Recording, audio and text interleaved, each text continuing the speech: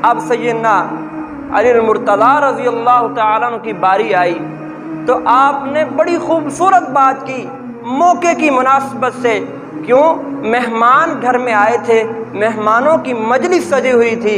تو جناب سیدنا علی مرتضیٰ رضی اللہ تعالیٰ عنہ نے عرض کیا، یا رسول اللہ، اس برتن سے زیادہ سفید، اس برتن سے زیادہ روشن، اس برتن سے زیادہ چمکدار گھر میں آنے والا مہمان ہوتا ہے.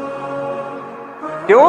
جب مہمان گھر میں آتا ہے تو مہمان کی پیشانی میں نور ہوتا ہے، جیسے میزبان کے گھر میں داخل ہوتا ہے اور برکتوں کے ساتھ اس کا گھر روشن کر دیتا ہے.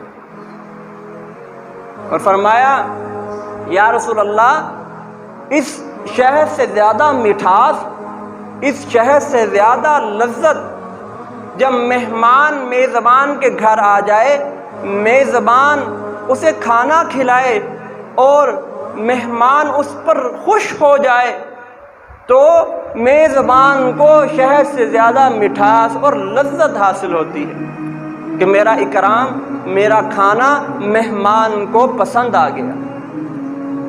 پھر فرمایا کہ مہمان کو گھر سے خوش کر کے بھیجنا، مہمان کو گھر سے راضی کر کے بھیجنا، یہ اس بال سے بھی زیادہ باریک اور مشکل کام.